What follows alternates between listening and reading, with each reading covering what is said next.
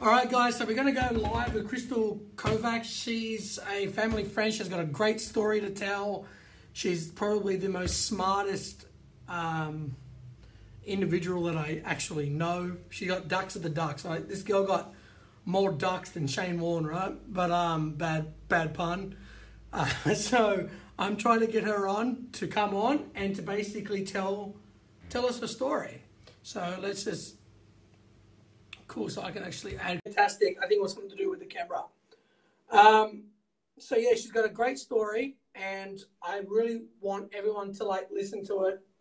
Mainly, hey Krystal. Live. Mainly because she's got a great story to tell. So I'm not Ray Martin, right? I don't know how to do this whole hosting. I'm usually the center of attention. I don't know how to be in second in command. So hopefully this won't suck. If that's why I want to talk less, so it won't. But I think you've got a great story. I think the reason that I wanted you on Facebook Live is because there's more people that are struggling to know what they want to do, because I actually got family that are just finished their uni not long ago. They're exceptionally intelligent. They feel like they have to follow the status quo. They feel like they have to do what everyone expects of them rather than what they want to do. And I'm pretty sure you've seen my content lately. And so, you're a family friend, and I thought you got a really interesting story that I think will speak to so many. And you already have some fans on here. So did you want to, like I said, you're the smartest person I know. You've got more ducks than Shane Warne. And I said probably one of the worst puns ever, but it won't matter. So did you want to tell us your story, and hopefully if you run out of something to say, I'll pick it up. But I'm sure you have plenty. And start from when you finished uni and you went into law, and just tell us about you. Yeah, sure. Well, firstly, Andrew, thanks so much for having me on your show. I've been following your content recently as well, and what you're doing around the entrepreneurial community and sharing just really some great content. And being so authentic as well, that's really inspirational. So yeah, thank you for having me on today. But yeah, look, to start right from the very beginning of my own entrepreneurial journey, we're going back around 13 years now. So pretty much graduating Year 12 high school, 2005. And straight out of school, I went into a double degree at university in law and business. And my initial kind of goal was to become a lawyer. That was the initial plan, but it wasn't very long before I decided or experienced that I didn't enjoy law. It was boring, it was dry, and I didn't want to follow that conventional path. And throughout my university years, I was always working as a private tutor, so teaching high school English and maths, and also teaching piano lessons. So that was my side hustle. Working as a freelance private tutor, which was a great, supplementary income while I was studying. And yeah, pretty much so my course was like a 5-year course, but already by year 3, if not year 4, I already knew that law wasn't for me. But my other degree, which was my business degree, I was really interested in. But studying business at university is like the least practical thing that you could do to learn business. I remember we were learning about billboard advertising, and there was social media wasn't even a thing back then. So I probably now apply about 0.5% of my degree in business. But in the end, I did complete it. And yeah, I already so the year 4, year 5 of my degree, I already knew that I didn't want to be a lawyer, but I did want to pursue business. So coming out of my final year, my first full-time professional job was actually in sales. I was a full-time salesperson in recruitment. So financial recruitment, which was basically selling people into jobs. And that was one of the best learning experiences, because it was hardcore sales, selling humans, in the sense of recruiting people. It's probably one of the hardest things you can do, because people can be unreliable, and it's not like you're just selling products. And talking a lot about sales. So that was really, really inspiring. And I thought, well, I'm working so hard in sales, and I was able to actually do quite well for the recruitment company I was working for. And I thought, well, if I can work this hard for a business, imagine if I did this for myself. You know, there's that saying, I'm sure a lot of your audience may have heard, like, if you don't build your own dreams, someone will hire you to build theirs. And I did that really, really literally, and I thought, that's it, I'm quitting my job and I'm going to go and build something for myself. And then that's when I started exploring ideas. So I was already like doing, like I said, private tutoring all throughout my entrepreneurial journey, only just recently in the last year transitioning out of that.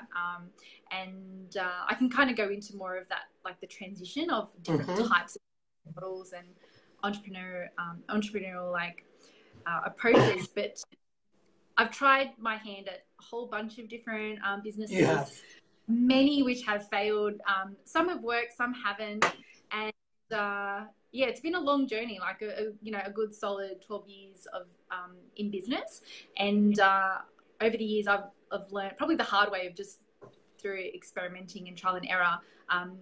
I've now a very, very clear filter of like a list of types of businesses I will never touch, things that I love. And it's like whenever I, as entrepreneurs, we always have like shiny object syndrome, right? So it's like looking at business ideas, so many things could work. And now whenever I have ideas pop into my mind, which is like all the time. Shark Tank is a show to watch. Sorry? Shark Tank is not a good show to watch for me. Like I just got all these ideas. I'm like, no, turn off TV.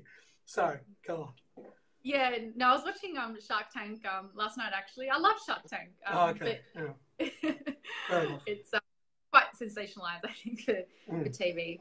But yes, no, absolutely. Like, there's so many ideas that you come across, and it's being quite selective, because whatever you choose and commit to, it's such a journey, and especially if you're going to really gain some traction, it does take a lot of persistence, that you need to commit for a certain number of years. Usually like it takes at least 3 years to kind of get off the ground.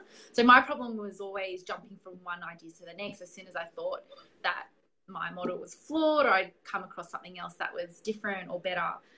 So yeah, tried lots of things, and now I have settled on a business model, and it's constantly evolving and improving. But now I've got a business model that actually does tick a lot of my filters of what makes a good business for the type of lifestyle that I like, which is online, digital nomad, not selling my time. It's very automated, available. So that's kind of like the framework that I've created that allows that, which I can go into more detail if you think this would be of interest to your audience. That really starts with choosing your ideal lifestyle. Because oftentimes we go into business, especially entrepreneurship, for the freedom of lifestyle. So I always start with that. What's your ideal lifestyle? It could be, for example, if you want to be able to work. Oh, no. Sorry, guys. I think we've lost Kay for a second then. We've just lost her. Kay, where'd you go? I think her internet shut off. Let me see if I can get Kay back. You cut off.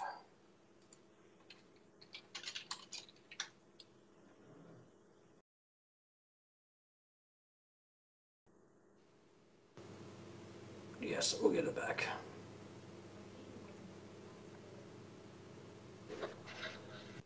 Don't worry, I love problems. It just, you know what you just did? You just made a video even more authentic. And I ain't even gonna cut this out, man. It's gonna stay. Sorry. Right, what was the sorry, turn my heater off. It's a bit warm in here. Yeah. What was the last thing you said? Yeah, before I was talking to myself. Yeah. Well, I don't actually know. It was probably how you like the digital nomad automated. Yeah. Yes. Yeah. Okay. So, so that's right. So the biggest kind of learning that I got over the years of trying many different things was leading with my ideal lifestyle as a framework for choosing a business, which is, I think, why I had chopped and changed so many times, is because I'd chosen businesses that could have worked, but didn't actually give me the freedom and flexibility that I was hoping entrepreneurship would, which is why I went into it. So so that is something I would always start with now for choosing anything. But like I said, I can go into more detail about that, around how I kind of came up with these filters and yeah, absolutely. yeah. But what made you like start, like, was law an interest to you, or did you feel like you had to kind of do it? Like, what was the reasoning behind first getting into law? Yeah. So I felt like in all honesty, I felt like I didn't want to waste my UAI points. That is the most stupid thing that I like. It's the most stupid decision to choose something, but it was like, No, not really, because but I think that's how people think. You know, in school, it was like you scored a high mark. What course are you going to choose? You're going to choose something that, I mean, this is really like that whole, it was just, yeah, it's just the paradigm of, or this is how I was thinking. It was like choosing something that was like a challenging course that that seemed like a sensible option. And I see it all the time. Like being in private tutoring, a lot of my students over the years who were the high achievers would automatically choose, I'm going to go and do a commercial law degree. That was like the default choice. 90. And there's actually a huge oversupply of lawyers who now can't get work. But a lot of them come out of that. And it might be a bit of parental pressure as well that I took on board. But at the end of the day, it was my decision, and I take full ownership of that. And I stuck to the end only because I wanted to have completed it. I was in it for already like 3 years before I knew that it wasn't right. So I thought, well, I'll stick it out to the end. And I mean, there are some benefits to having done it. Like I write all of like our own legal contracts for the most part. I will get them like, fixed up by a professional lawyer, but there are some little quirks there. But yeah, looking back, would I have chosen something different? Yeah, probably. But yeah. Because I think that I'm really big on, like, I just feel like a lot of kids would come out of uni, and depending on what they would be getting, they would feel like they have to go to university, or they have to follow. And if that's what you want to do, fine. But I think that schools need to spend more. And I think what you did wasn't silly at all. I mean, I think that's what was the norm. That's what I remember, like in like year 10, because I was a band 3 kid, not very clever at all. And they would literally divide us based on, are you going to university or you're not? And I just think, well, that is changing somewhat. But I think that there needs to be a little bit more on teaching our kids that there's such a big world out there. And I think the hardest thing we have to decide, like at school level, is deciding the hardest decision for the rest of our life, right? And I think that's why I think there's not enough sort of like that nurture of, listen, just because you're really, really clever, or doesn't mean you have to follow this path. And no, I mean, if you look at like in the business world, not intelligence doesn't always mean you're successful in whatever capacity, whether that's financially. And so I think that's why I find it very interesting with you, mainly because you ducked out of what that norm was. And what was very fascinating for me was you ducked out of that and went, you know what, like society and like wherever is telling me to go down this path. And you went, nah, I'm going to go down business, because whether I'm good at it or not, that's sort of where my passion is. And I think that's what I find most fascinating about you. And for like the most audience on my Facebook, it's not the LinkedIn audience that I have. So it's more, that's what I like. And you can go like, sure, man, like I love to hear like as you progressed and transitioned.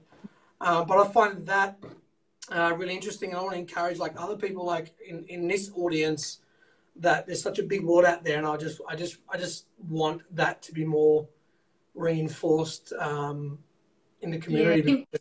So much. So go on. You make a really good point. Going back to school, right? Because when we were given options, I actually literally, I don't know if your school handed out job guides. It was like a little, like a fat little textbook, and it was a dictionary of jobs. Indeed. Do you remember that? Yeah, I remember it. Absolutely. Yeah, and I remember it was like that big. Hang on, it's like that big. It's like a little white book. And I actually went through literally every single job, and I would like write down a list of which one were my favorites, and I would choose a list, and I ended up putting down lawyer, pharmacist, graphic designer. Like I had my little short list. Sure. And none of them were entrepreneurial. There was nothing about anything to do with other than working a job, which is like, you know, selling your time for money, working for a company, and sense. So I think the society has changed a huge deal now. You know, we have concepts like YouTubers, influencers, entrepreneurship that is so much more socially acceptable and understood. And, you know, like a lot of the times now, I think when they're talking in schools, they'll ask teenagers, what do you want to do when you grow up? And they'll say, I want to become a YouTube influencer.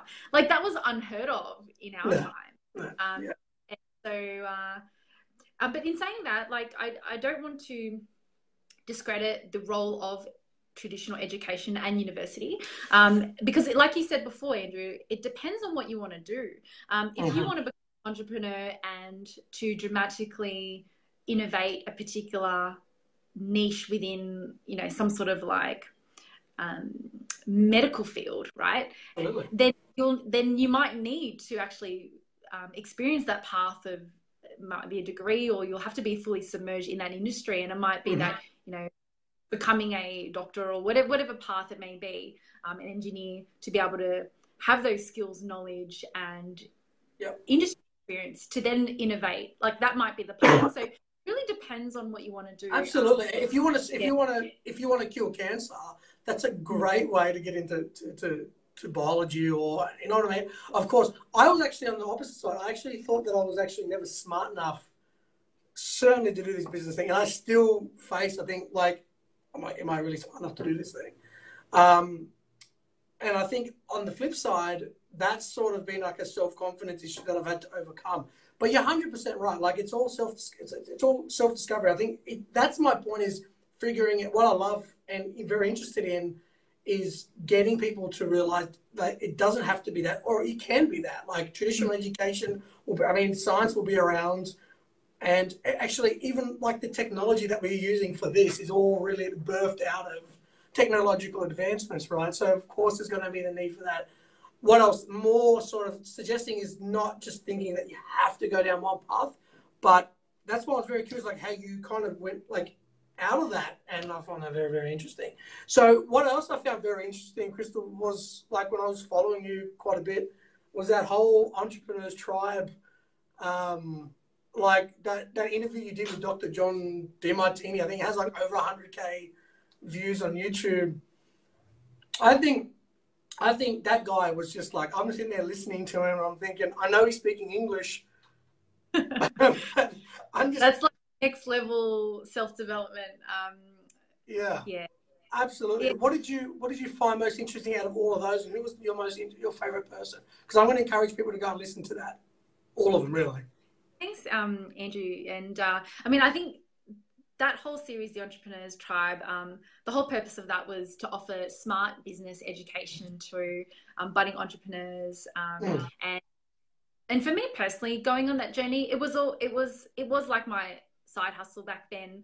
And in the end, I never monetized it. The goal was to create like a television show. And we ended up creating a 20-part video series. But it was just like my personal journey of that, interviewing so many entrepreneurs and successful entrepreneurs. It was just so inspiring to hear the behind the scenes of the little, the tactics, the strategies of how they actually accomplish success. Dr. D was, I would say he was my favorite interview out of all of them. And I think because it was, what he was talking about was something I was struggling with and relating to on my own personal level. And that was about value determination. So he talked a lot about the value determination process, and it's all about working out, well, what do you value? And then therefore designing your life around your core values. And he actually has a fantastic quiz, which is free on his website, that you can go through this quiz. It's quite comprehensive. And then it'll tell you what your values are. based on that. And it's extremely insightful, and I would encourage anyone to go and complete it. And I personally completed that, and that's just kind of revealed a lot to me as well. So yeah, like I mentioned, it's free and anyone can just go and do the quiz. But it's fantastic. So Dr. Demontini, he was just so incredibly, I mean, he's like a self-master at, the personal development, the mindset, and talks a lot about the fallacy of positive thinking. One of the things in that interview, which I thought quite surprising, was that he actually tracked his mood every single day for a whole year to see how positive thinking and visualization, positive affirmations, whether that would affect his overall happiness. And every day he would measure, where he was in terms of his happiness levels. And some days would be high, some days it would be lower. And in the end, it was neutral. And then he ended up saying that, this idea of using positive thinking and trying to be positive all the time is actually flawed, and that we as humans fluctuate all the time. Absolutely. Yeah, so, like we have a lot of pressure, right, to be positive and to, hype ourselves up. And I think that sort of unrealistic expectation can lead us into trouble. Because it's not like a singular like emotion, right? Like I can't come to work and go, my work's going to get done, my work's going to get done, my work's going to get done, my work's going to get done, and go, oh crap, my work's not done yet. I think action is, it's not just positivity. I think it's action. But yeah, that guy, I wouldn't know what to really say to him. I felt sort of like, it's great that you were able to have a conversation with him. I think that's fantastic. I think it's quite a lot of sort of understanding who you are, not just I want to think positive. I think there's a lot of action. I think who we are as people is sort of it's a very deep issue. It's a very deep thing, and I just try to touch on like one component of it, because I've figured out that I can totally separate myself from what anyone else thinks. And I can, and when you do video, especially on LinkedIn, or like, one of the things people tell me is like, it's so great that you can like you've inspired me to do it. But which again, inspiration is fantastic and I love it. But I'm like, if I see you create video because of me, that's more of a compliment. It's more the action, right? If I helped you talk about this, then I've done something that I can tap myself on the back. But just you telling me I'm inspired, so that's one part of it. But it's like overcoming the judgment and the sort of like, I have to care what you think in order to like do this video. I think most of us are sort of crippled by other people's expectations. And so I think overcoming that that's just one little tiny area, right, that I can talk about. That's all I know on the whole sort of happiness spectrum thing that you went on about, but with Dr. John. But yeah, no, I think it's help, and people find that a little bit fascinating. Like, how did you overcome that sort of, you don't care? How Andrew? Because I've noticed like you just put yourself out there so much, and you're right. A lot of I mean, that I've struggled with that a lot. Being people with imposter syndrome, feeling like, do I have a right to talk about this? Have I achieved enough success to be able to be sharing and teaching about this? So what for you personally have you found that's allowed you to kind of break through that and just be like, I don't care what people think, I'm going to just put myself out there? Well, I think it's really hard, like, because I get asked this question and I'm like, I should really know, because I'm trying to help other people discover it. But I think it's a combination of things. Ultimately, I know deep down that I've never got, it's expectations. I don't believe that I can help everybody, right? I'm not a guru, or like I'm not someone that's going to seriously sit here and say, I can solve the world's problems. I know everything about online marketing. I think it's expectations. But I know that, and there's going to be a lot of stuff that I'm terrible at, I'm crap at, and there's a lot of stuff that everyone's going to be watching me, who's judging, and it says, oh, I watched your video, it was crap. I'm like, cool, no worries. Like, can you provide some more feedback? Like, and that kind of puts people off, like, because they want you to like become angry and you don't. because I'm okay with not being perfect. And I thought, well, you know what? There is a little bit that I know. I know a little bit about online marketing, right? And I think if you're starting out, I think there's a lot you can do with like talking about your adventure. People love storytelling. Like that's like the number one component of marketing is storytelling. And people don't want to just see like the nice sort of professional text. They want to know who you are.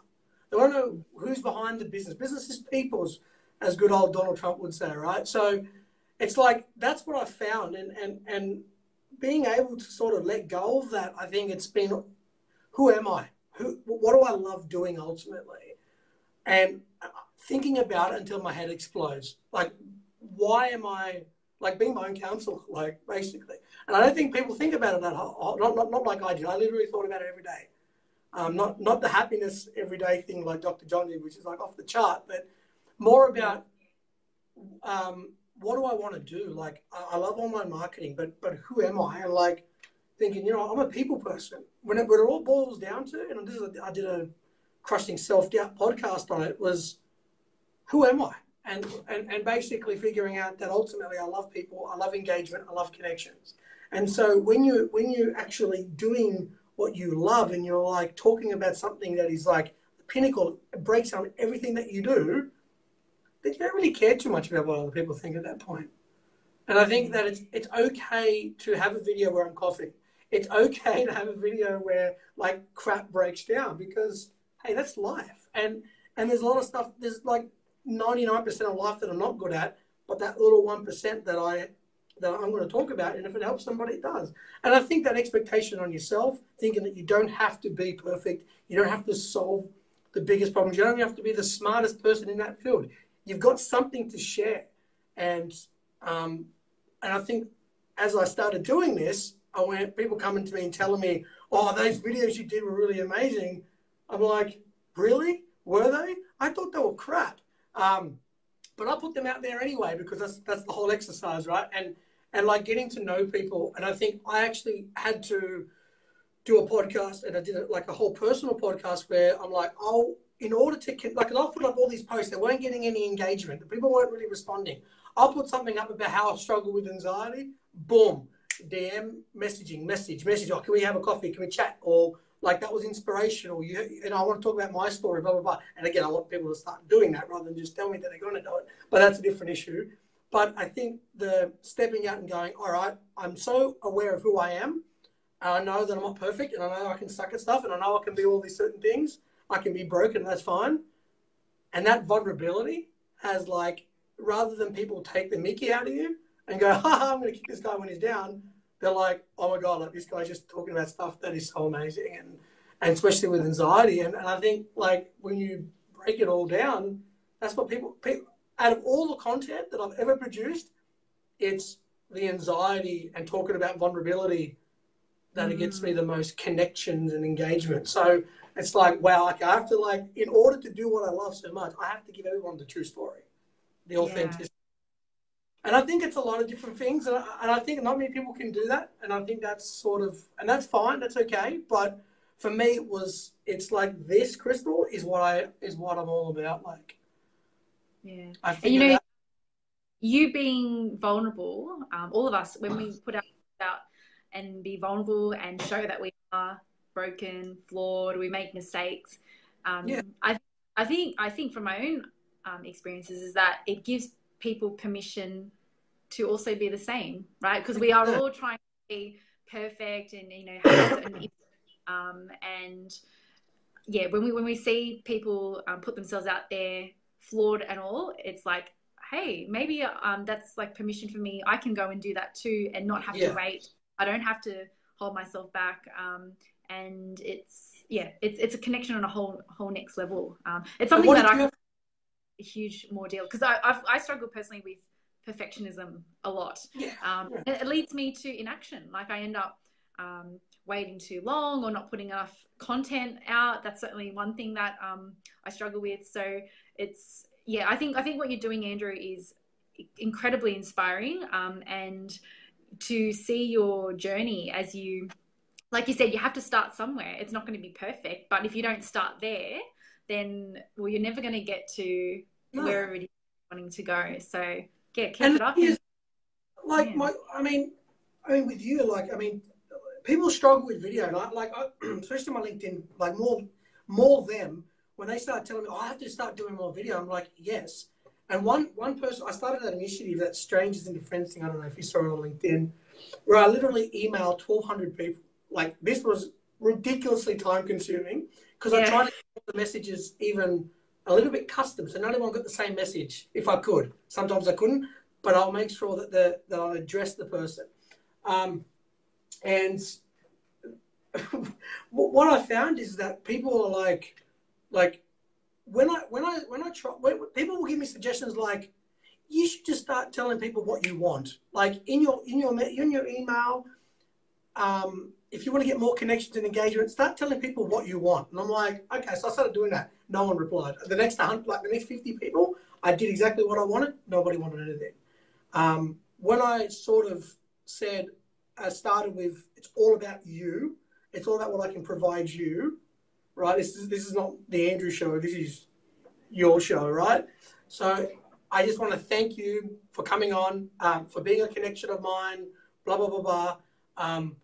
I just want to be able to provide value to you. How can I possibly do that? Then that's when the engagement started going up. And like when you start listening to people steer you away from who you are, even on a small level, because when that advice was probably sincere, right? It was sincere advice. Tell me what you want, say this, do that. And I followed it and no one responded. I'm like, then I'm not really being who I am. I'm just doing what everyone else tells me to do. And I'm like, what am I doing this for? I'm doing this so I can build connections. People don't want to like what you can give, like what you can provide them. They want, what can you give? What can they provide you? And sort of the other way around. And I think that's sort of what I love most about it was like, them having meetings with people and then they asking me, it's so fantastic that you're able to do like video. Like, I want to talk about leadership. And I'm like, well, why don't you? Why don't you talk about leadership? Oh, because like there's people out there that know more than I do. And I'm like, yeah, but there'll be something that like if you love it, you're a leader in an organization, so you have practical experience day in, it is your job, and you have nothing to say about it? I don't think so. And so they're like, okay, well, I'm going to think about it more. So like it's just figuring out that that's what I love doing so much. And and just being okay with the fact that I'm just an average Joe sort of thing. But yeah, I found that very interesting. Like don't let people define who you are. Yeah, absolutely. That's the takeaway. Because people aren't interested in what you acting. People don't want to know the actor. They want to know who you are. And that's what I found really interesting along it all. Yeah, and I'll just say as well, Andrew, like if for your audience, anyone wanting to create content, one approach that I found really liberating, I think it was Gary Vee that had said this, although maybe talked around, about a lot, is that idea of document, don't create. And it takes that pressure off of having to be that expert thought leader of, I'm the expert and I'm going to teach you this, but rather absolutely in your journey, including the mistakes, things that don't work. And by just documenting it, you're not necessarily, you're at the same level as your audience, not necessarily talking down to your audience. And coming to that approach, it's just it's like in a way you're just vlogging, and rather than preaching. And it takes a lot of pressure off and allows you to be human and more authentic. That's something that I've recently started experimenting with more and plan to do a lot more of, and just that different shift in mentality of I'm just sharing my process of what I'm learning, what's not working, and everything, almost like I'm just an experiment. I'm just experimenting and these are my results. It comes across as a different way, a different approach, and allows you just to focus on giving value rather than your image and all of that other stuff that can just get in the way. Yeah, absolutely. So did you want to talk to me about your digital nomad stuff? So what's the future for you, Krystal? What are you doing? Well, I want to start seeing more content, right? So I'm going to hammer you on that. But what's the plan going forward for you? Yeah, so at the moment I've got my education online tech startup, which is Tutor Nova. So we offer a online private tutoring lesson service. Yep. It's more of a traditional model, online private tutoring lessons. I've just recently started experimenting, only in the last 3 months, with a completely different business model, which has never been done in the education space, which is unlimited editing and proofreading. It's pretty much an all-you-can-eat monthly subscription service for students, high school and university students. And last 3 months, we've had triple the amount of customers sign up compared to our lessons in a third of the time. That for me has just been a huge wake-up call, in that I'll probably have to completely change the business model and pivot quite a bit. But that approach is just kind of just sort of experimenting with that. That's leading me to a whole new direction of that whole online. I mean, the business was already online, but it's a lot more systemized, automated, and it gives a lot more like freedom. So going back to being a digital nomad, I mean, I don't do a lot of traveling, but when I define the word digital nomad, it's being able to work and live anywhere, even if that is on your couch, in your local coffee shop. It's not being confined to traditional office hours or a physical space. So one day I would love to be able to live anywhere, possibly overseas, and to not be trapped by my business. Because oftentimes, if we design a business that has a model that isn't scalable, we are only selling our time. A lot of us are, freelance, creative professional services providers, or coaches or consultants. If we're selling our time, it can have a lot of scale issues. You might end up being quite trapped in your business, and you're quite capped. Like if, for example, if you don't end up bringing on consulting work, then you're not going to get paid. So there's a lot of like issues around. I found some of the traditional business models that are quite time-based or physical. So yeah, talking about the filters I've come up with for myself going forward, it's very much online, automated, systemized, scalable, and already applying these filters to my current business. It's allowed for huge flexibility and freedom, where I would say like 90 to 95% of my time now is working on growing the business, and not working inside the business. So I no longer do any teaching or marking. I've completely outsourced that, and it's a fantastic place to be. I mean, in the beginning, like I did all of this myself, and I was completely burnt out and overworked, and yeah, it was really, really hard. But trying to just kind of push through that into the next phase. If you really want business to give you that freedom, I think that's essential. Like you need to build something that is scalable, if you don't want to be doing all the work yourself. Fantastic. And so are you going to be creating many videos around, like, is that the videos I saw on you? I think that was the branch of the Entrepreneurs Tribe. Is that connected with Tutoring? Are you going to be doing any sort of video around that, or your video stuff is more just entrepreneurship, which is going to be separate than what you talk about? Is that sort of? Yeah. So the education business, that is my startup. That is completely separate. Like that's its own entity. Me with entrepreneur videos, that's my side hustle. That is my passion. I love talking about entrepreneurship. I haven't monetized it. Like me creating videos, that's my creative outlet. I just love this stuff. I can talk about it all day, and I know you can too, Andrew. I'm holding back here. I'm not trying to steal the show, right? You know how I am. I can just start talking. I'm holding back. Sorry, go on. Yeah. So no, that it's separate. Like that's the business, and the education startup. So what I want to do with the entrepreneurial videos and content is to document my journey, and to do a lot more sharing of behind the scenes of what I'm doing as an entrepreneur. We see a lot of entrepreneurs who are in that B2B space who don't run a business outside, or haven't run a business outside of their coaching business. And I know that in like those that want coaching, a lot of the time they'll say, I want to get mentored and coached by someone who actually knows how to run a business outside of their coaching business, or who's actually been in the trenches, actually experienced running a business outside of their outside of their current business or what they're trying to teach. So I'm trying to, from that approach, use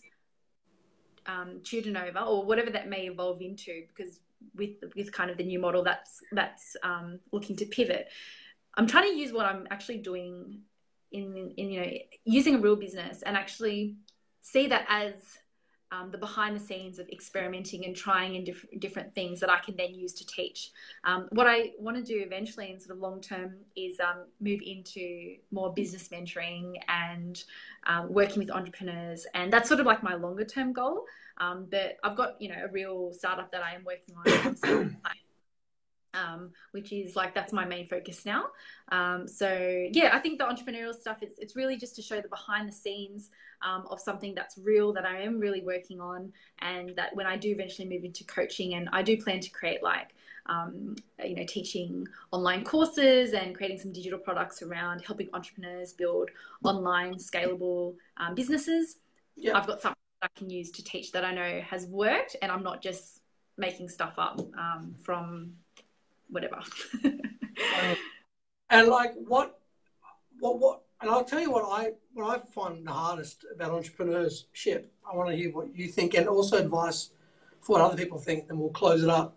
I think the hardest thing for me running the business has been the public speaking, and like representing me and representing Omega Digital. And for the last month, talk about like not caring what other people think. Like, I would never have thought I could do public speaking in a million years. Who wants to listen to this voice? Really? Who? Right? Like, I had so many problems overcoming that. So I've found that representing the business on the top and being at I don't mind the social media head. Like, obviously, clearly, I don't mind that component of it all. But then for me, the hardest thing about entrepreneurship is having to represent in a public speaking setting. So that's been my most difficult thing to overcome. And I'm happy that I've started doing it. What do you think is the hardest thing in terms of entrepreneurship that you find that most people struggle with, or you struggle with? The hardest thing by far is feeling the fear, the resistance, whatever it is. Usually it's what people think. And it's not the fear of when they see a video. It could be the fear of seeming too pushy when it comes to email automation, or it might be that you don't want, like, you're feeling the resistance of doing that third follow-up sales call, or like, it's not just like in content, right? Like that resistance of fear of being that hustler, like being pushy, or like whatever sort of limiting self-beliefs we might have around being a business person, trying to push past that resistance. So oftentimes it's being an entrepreneur it's a constant state of living in that feeling of being uncomfortable. It's feeling that perturbation, that fear of being on the edge of your comfort zone all the time. It's always uncomfortable. As soon as it becomes comfortable, well, then you know that you're not pushing yourself into growth, which isn't necessarily, like, I don't want to kind of label things as good or bad, but generally from what I've experienced, that transition into growth, which comes with huge breakthroughs, that's always very uncomfortable and quite unpleasant. So often, when we talk about passion a lot, right, in entrepreneurship, and there's a lot of pressure on us to do what we're passionate about. One thing that I've experienced lately is that passion is quite a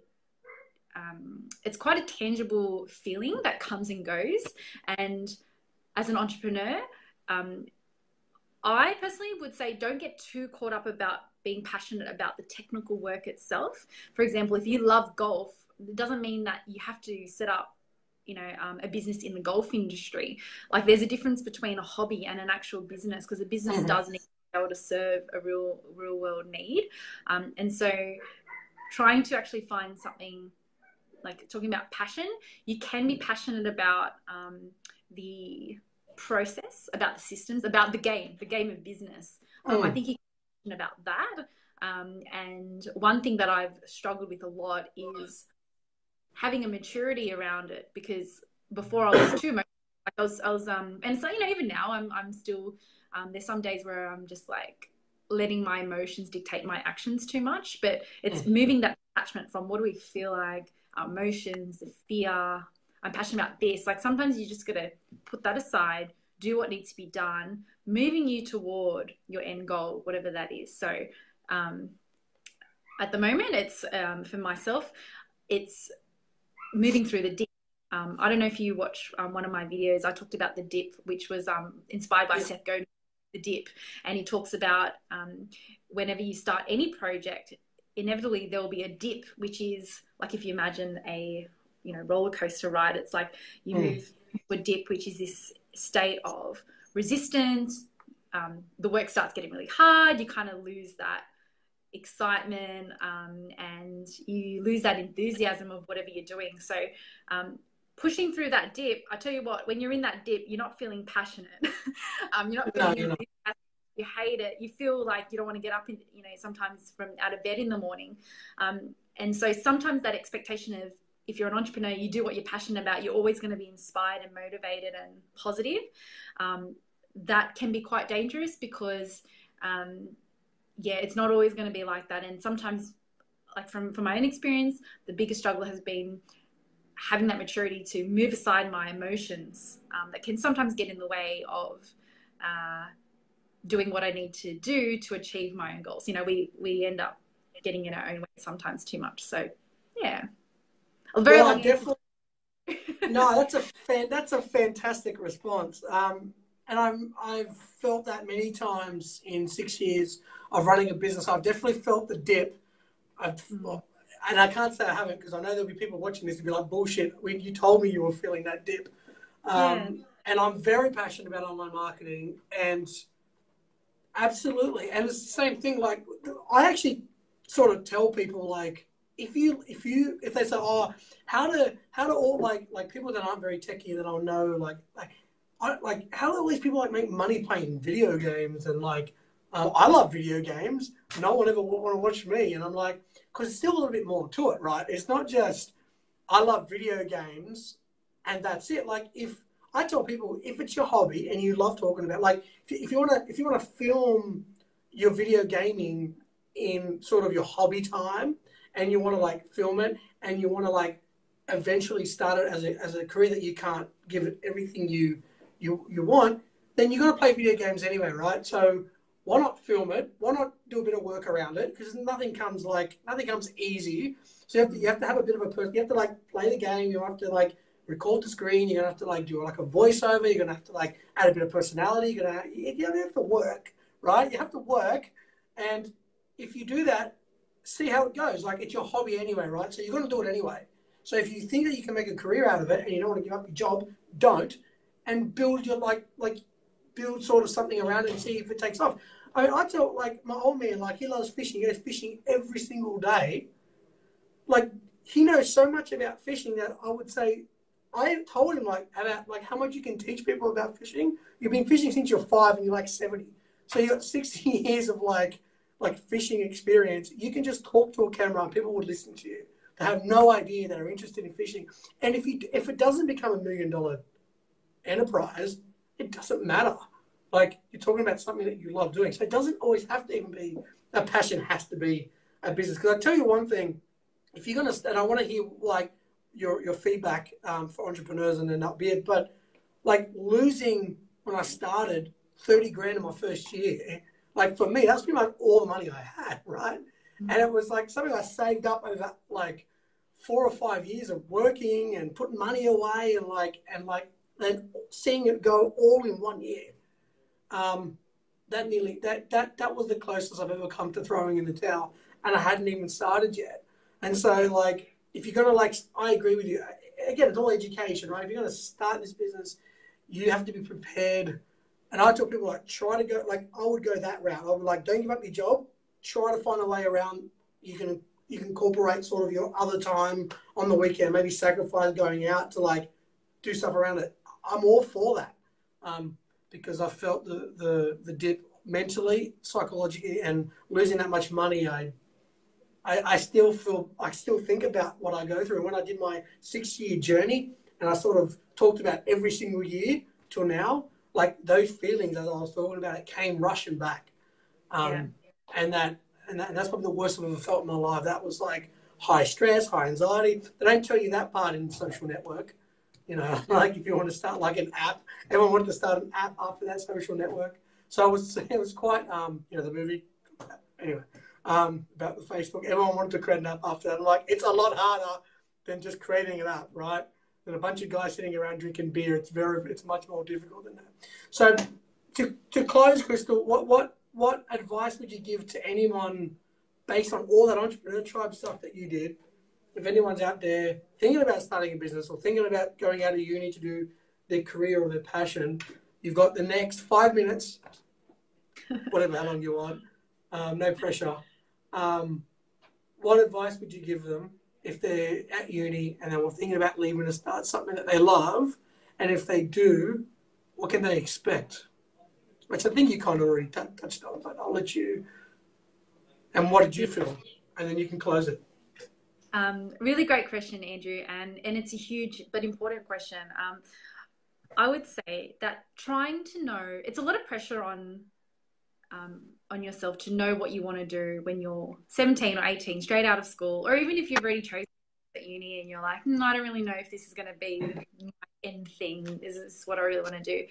It's a lot of pressure, and oftentimes we don't have the answers because we don't know what that. Right? I mean, oftentimes there is no right or wrong. We're just on a path and we journey and we try different things and we change our minds and we have passions and then we lose our passions and it evolves. Trying to answer that question of, well, what should I be when I grow up, or what is my passion? It's kind of like asking, what is your favorite flavor of ice cream when all you've ever tried is vanilla? Like, you won't be able to answer that question. So I think to offer any advice, it would be not to try to guess about what flavor you might like, what career path or industry or business you might want to do, but rather explore, research, and do it in a way that is low risk and there's not much commitment. It might be reading books about the subject. Like if you've always been interested, for example, in online marketing, for example, go and do an online marketing course on Udemy for $15, or go and read some books about the topic.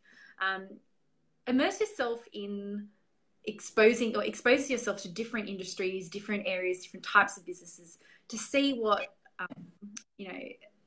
attracts your interest. And I think that's a good starting point. And be very varied and be very diverse. Don't just like look at one and be like, oh, I like this, I'm going to try it.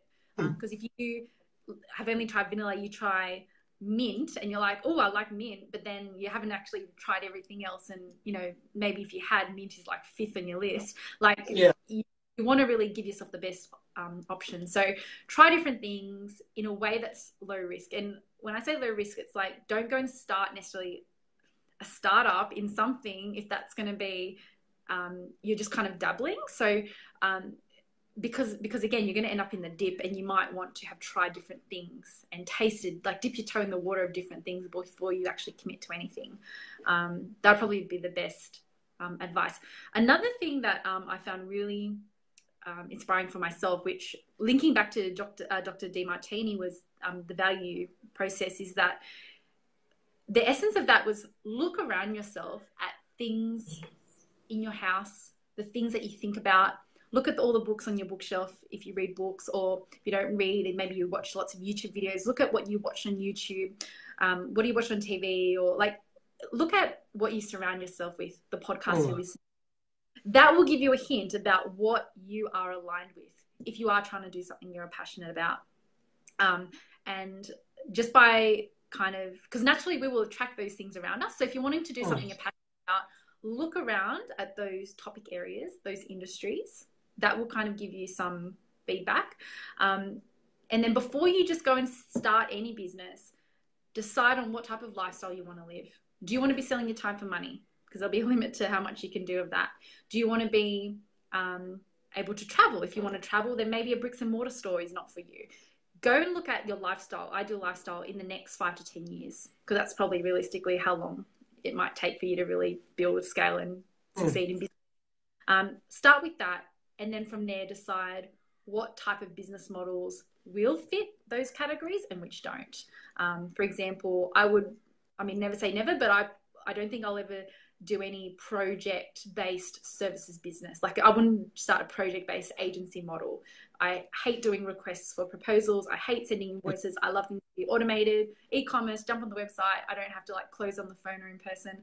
There's certain things that having done this, like I just wouldn't touch again, or would prefer not to do as a business model. So you might find that based on your lifestyle of what you like and don't like, again, you'll learn this as you experiment.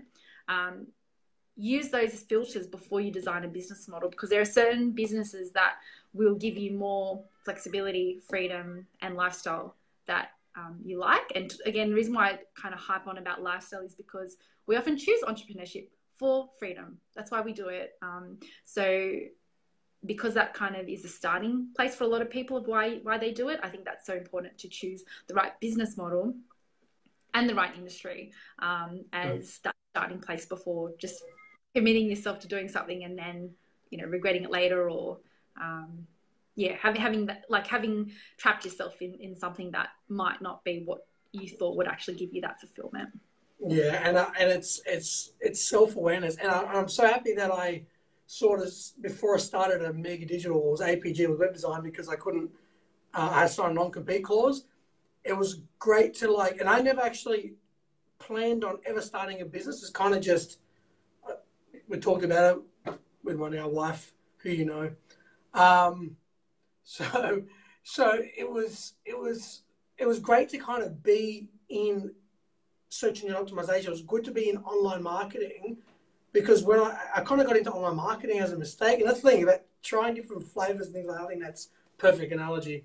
But yeah, I actually left thinking I was going to be in web design, and now look where I am. And one thing kind of led to the other. And it was great that I sort of saw the highs and lows of what it's going to be like in online marketing before starting the business. So I think you're spot on. You're spot on. I think that's what you want to do. And it's hard though if you don't. I think if you start a business when you've been in the industry working for someone else, it's a good advantage because you can see the spectrum. But like hey, you mentioned it, like it's a great idea if you don't have that luxury, I guess.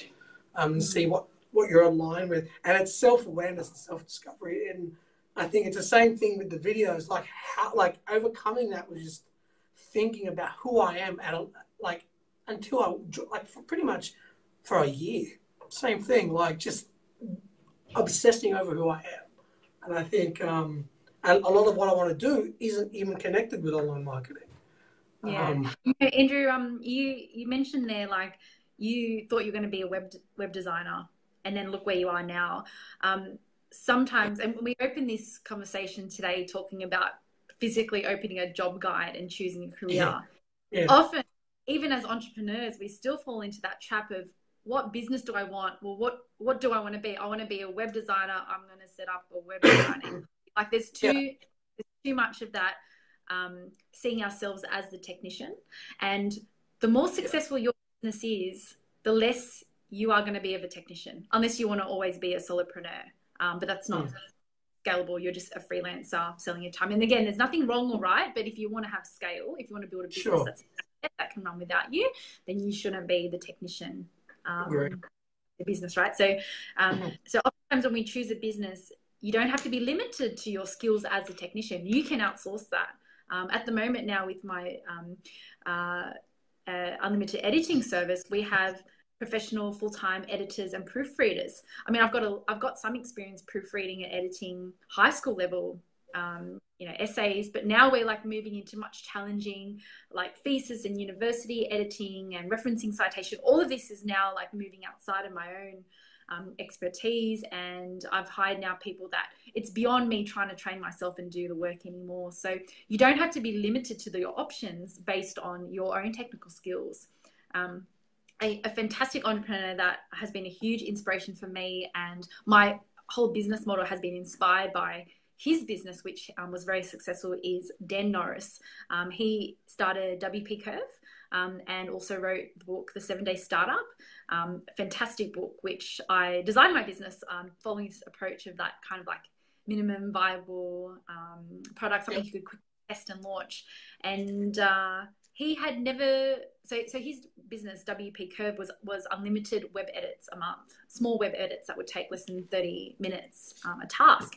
And he had no experience in web design. He wasn't a web designer. He came up with this concept. He knew that from day one he wanted to outsource the work of web design, so he outsourced it for cheap overseas. In a matter of a few years, I believe it was, he sold his company to GoDaddy and made huge, I assume would have been made a huge, cash out on that because it was a hugely successful business. So you don't have to be the technician, and you certainly don't have to have the skills to limit you to choosing a business. And I remember listening to, I think it was either Tony Robbins or it was a book about startups. It was either Tony Robbins or startup, and one of the mistakes people think is that if they do start a business, they have to be the entrepreneur.